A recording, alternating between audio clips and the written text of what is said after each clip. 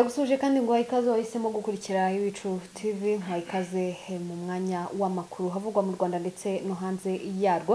Namakuru nza kukubwira ko Ambassadeur Olivier Nduhungirehe yatangaje impamvu inama y'umuryango Afrika y'Iburasirazuba itigeze iba hanze y'u Rwanda. Ndaza kukubwira ko urugendo rwo kweguza perezida wa Leta Zunze Ubumwe za Amerika Donald Trump rugikomeje.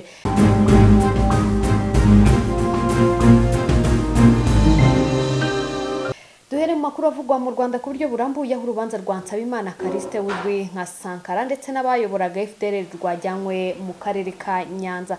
Urubanza rwa Nsabimana Callixte wamenyekanye nka Sankara rwajyanywe mu rugereko rw'urukiko rukuru ruherereye mu karere ka Nyanza ho mu ntara y'Amajyepfo y'u Rwanda, rukaba rero rufite ububasha bwo kuburanisha ibyaha mpuzamahanga byambukiranya imipaka. Uru rubanza mu mizi rugitangira rukuburanishwa kwa 24 Ukuboza 2019, Nsabimana Callixte uzwi nka Sankara yemeye ibyaha aregwa ndetse anabisabira imbabazi, asaba imbabazi abanyarwanda ndetse n'umukuru w'igihugu.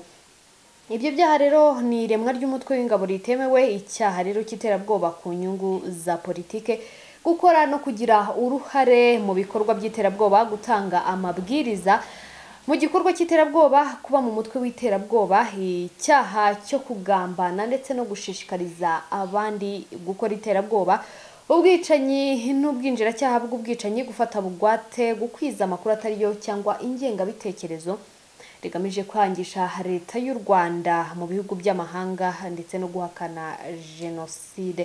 Hari ukwiba yitwaje intwaro, gutwika, kugirana umubano na Leta y'amahanga hagamijwe gushoza intambara, gukora cyangwa gukoresha impapuro mpimbano, gukubita no gukomeretsa ku bushake, no gutanga, kwakira no gushishikariza kwakira ibikomoka ku iterabwoba. Dukomereze kuri iyi nkuru aho Minisitiri Nduhungirehe yatangaje impamvu nyamukuru yatumye inama ihuza umuryango Afrika y'Iburasirazuba yimurirwa umwaka utaha. Iyi nama yari igiye kuba ku nshuro ya 21 yari iteganyijwe tariki ya 30 Ugushyingo uyu mwaka 2019, yimuriwe rero mu ntangiriro z'umwaka utaha nk'uko itangazo Ambassadeur Nduhungirehe Olivier yandikiye abanyamuryango b'uyu muryango wa Afrika y'Iburasirazuba ryavugaga.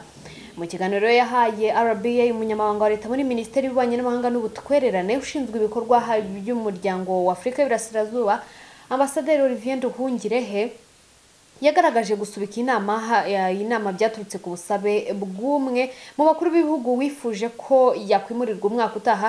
Icyakora yirinze gutangaza uwo munyamuryango uwariwe, cyane ko uyu mukuru w'igihugu umwe yari yatangaje ko kuri iyi tariki ya 30 Ugushyingo atazaboneka, bityo ko inama yakimurirwa umwaka utaha. Ndetse hanavuga ko abavuga ko rero iyi nama yasubitswe kubera ibibazo u Rwanda rufitanye na Uganda, ko aya makuru atariyo, ahubwo ko impamvu yatumye inama yimurirwa umwaka utaha ari ukubera ko umwe mu bakuru w'igihugu cy'ikinyamuryango yatangaje ko hatazaboneka kuri iyi tariki ya 30. Twerekeze mu majyaruguru y'u Rwanda mu karere ka Burera, aho batatu bageragezaga kwinjiza kanyanga mu gihugu barashwe barakomereka. N'abagabo batatu bakomoka mu murenge wa Gahunga mu karere ka Burera barashwe rero barakomereka ubwo bageragezaga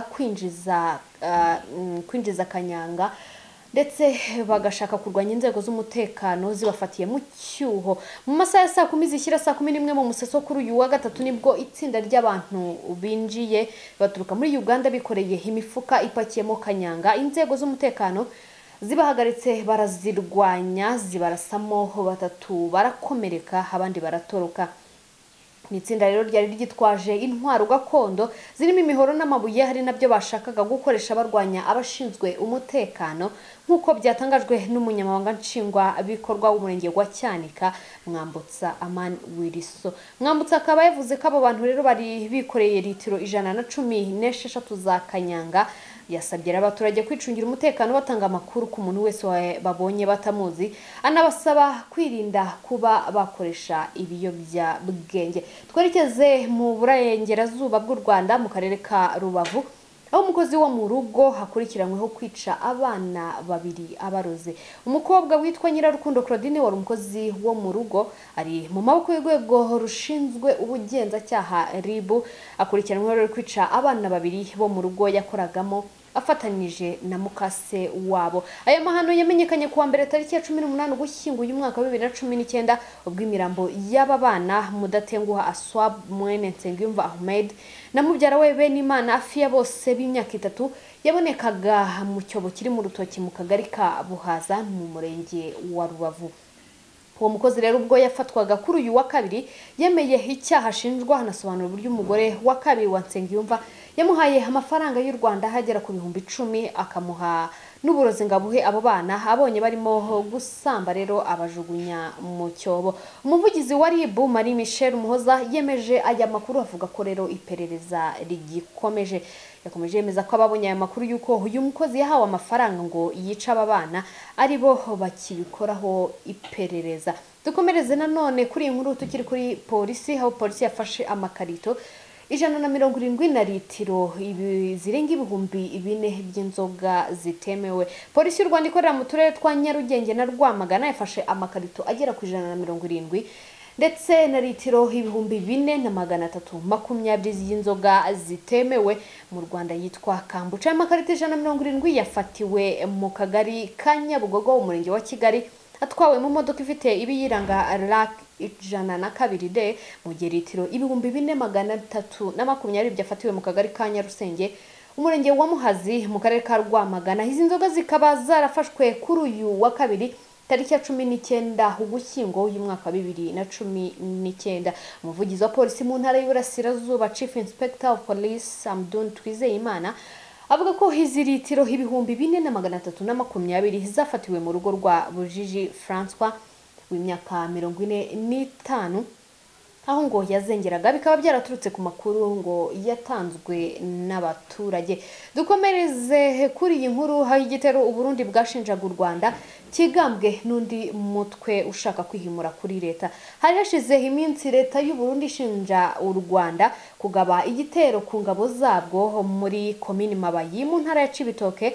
Gusa rero iki gitero cyaje kwigambwa rero n'umutwe uharanira impinduramatwara mu Burundi witwa FRB Abarundi. Nkuko Vice Perezida w'u Burundi Gaston Sindimwo yabitangarije radio Ijwi ry'Amerika, iki gitero cyagabwe kwa 16 Ugushyingo uyu mwaka wa 2019 n'abantu bataramenyekana.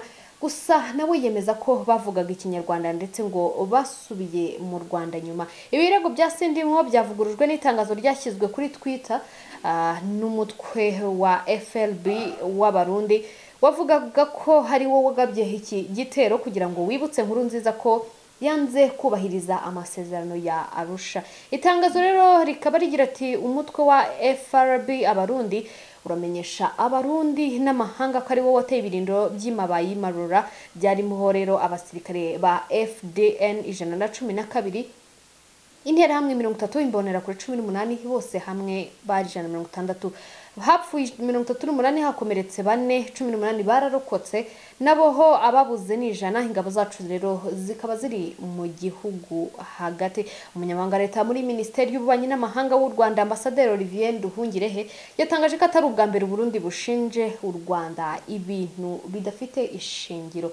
Dukomereze nanone kuri iyi nkuru tukiri mu gihugu cy'u Burundi, aho wahoze mu gisirikare nawe yashimuswe. Wasezerewe mu gisirikare cy'u Burundi warutuye ku musozi wa Gitwe komine Matongo mu ntara ya Kayanza yashimuswe rero kuwa kabiri tariki ya 18 Ugushyingo uyu mwaka wa 2019. Izina rye ni Sixte Nkezabahizi, akaba yaratwawe hamwe n'undi muntu we ubarizwa mu ishyaka rya CNL ritavuga rumwe na leta y'u Burundi. Abo mu miryango yabo bakaba bavuga ko batazi aho bajyanywe gufungirwa, bagasaba rero inzego z'ubuyobozi kubafasha kubabona. Radio RPA amakuru rero yigeraho avuga ko abaturage bo kuri uyu musozi wa Gitwe bemeza ko ababatwaye bari bambaye impuzankano za gisirikare, bakaba baragiye mu rugo kwa Sixte Nkezabahizi ari naho ngo bamuvanye. Nubwo uyu mugabo rero yafatanywe imwe mu myenda yakoreshaga mu kazi, iki gitangazamakuru kivuga ko nta tegeko rihana uwahoze mu gisirikare kuba yatunga inkweto cyangwa ikote ngo keretse ufatanwe intwaro n'imyenda y'uruganda. Dukomereze nanone kuri iyi nkuru, aho General Salim Salehe yishyuye akayabo ku bikoresho byangirikiye mu myigaragambyo y'abanyeshuri ba Makerere. Murumuna wa perezida wa Uganda General Caleb Akandwaho uzwi nka Salem Saleh niwe wishyuye rero miliyoni 21 z'amashiringi ya Uganda kugira ngo ashumbushe abanyeshuri 21 ba kaminuza ya Makerere bangirijwe imitungo yabo ahubwo igisirikare kirohaga mu buryamo bwabo kikangiza ibitari bike. Salim Saleh rero uzwi nanone Rufu nkuko uru rugamba bakunze kumwita yishyuye rero aya mafra asaga miliyoni 5 aba banyeshuri ubwo yahuraga n'abahitwa Kapeka mu karere ka Nakaseke kwa karindwi Ugushyingo uyu mwaka wa 2019. Tukiri nanone makuru havugwa hanze y'u Rwanda, reka nkubwiye ko abanyamurenge batanze ubutumwa mu rurimi kavukire rwa perezida Kisekedi. Ubwo butumwa rero bwatangiwe mu rugendo rw'amahoro ku ngoro perezida akoreramo. Ishyirahamwe rero rigizwe ahanini n'abanyamurenge baharanira ubumwe n'ubwiyunge muri Kivu y'Amajyepfo. Ubu butumwa rero bukaba buri mu rwego rwo kwamagana icyo bise jenoside irimo kubakorerwa mu misozi miremire yo muri teritwari ya Minembwe. Uru rugendo kandi rwari rugamije kwerekana no gusaba igihugu cya Amerika ndetse na ambasade ya Repubulika Iharanira Demokarasi ya Kongo kugira uruhare mu gutuma hatabaho umugambi wo kurimbura ubwoko bw'abanyamurenge. Ubwicanyi burimo gukorerwa abanyamurenge bumaze gufata intera ndende kuko abantu bamaze kwicwa kugeza ubu imibare itaramenyekana. Inka zisaga ibihumbi 100 zaranyazwe, hakaba havugwa abantu ibihumbi byegera 50 bafatiwe ahitwa Minembwe, abandi bakaba barafashe iy'ubuhungiro. Tukiri nanone muri Repubulika Iharanira Demokarasi ya Kongo, umukecuru w'imyaka 83 ukigisha kubera kwimwa ikiruhuko cy'izabukuru yaje guhura na ministre hamusaba ikintu gikomeye. N'umwarimukazi witwa Bernadette Rukoki umaze imyaka 66 yigisha mu ishuri ribanza muri Repubulika Iharanira Demokarasi ya Kongo yabonanye na ministre w'uburezi Didier Mudimbu hamugezaho rero ibyifuzo bye birimo kumusaba inzu yo kubamo. Madame Rukoki w'imyaka 83 arakigisha mu ishuri ribanza rya Mushi muri Kinshasa mu gihe imyaka yo kujya mu kiruhuko cy'izabukuru ari imyaka 65 muri iki gihugu.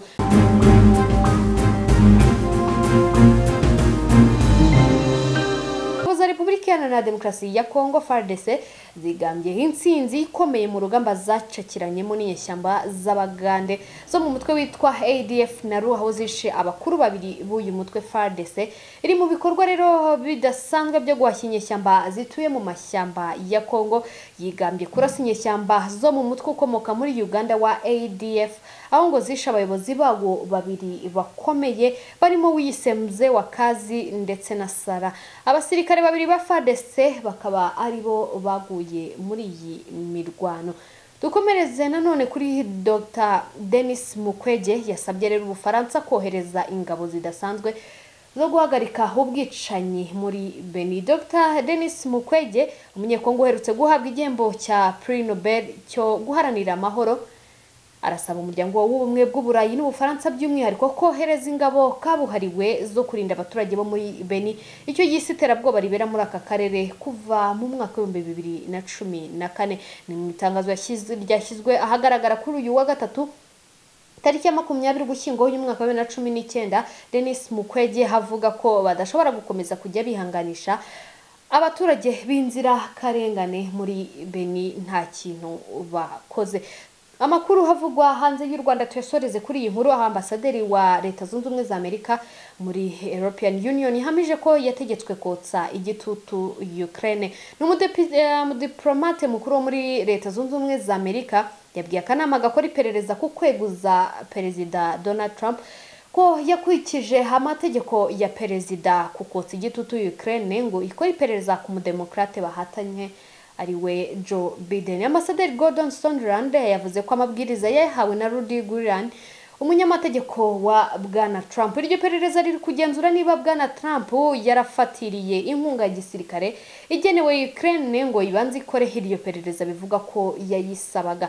Bwana Trump akabahakana avuga ko nta kibi yigeze akora gushaka inkunga y'amahanga no kwifashisha mu matora yo kwifashisha rero mu matora ku mukandida wiyamamaza binyuranyije n'amategeko muri Leta Zunze Ubumwe za Amerika.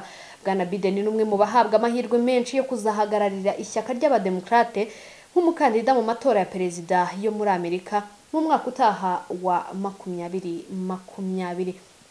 Amakuru uyu munsi reka tuyasoreze amakuru havugwa muri showbiz, aho Diamond yamaze guhindura igitekerezo yari afite cyo gushyingiranwa na Tanasha Donna nyuma y'uko igihugu cya Tanzania gitangaje ko kigiye kujya gihana aba bana batarasezeranye rero imbere y'amategeko.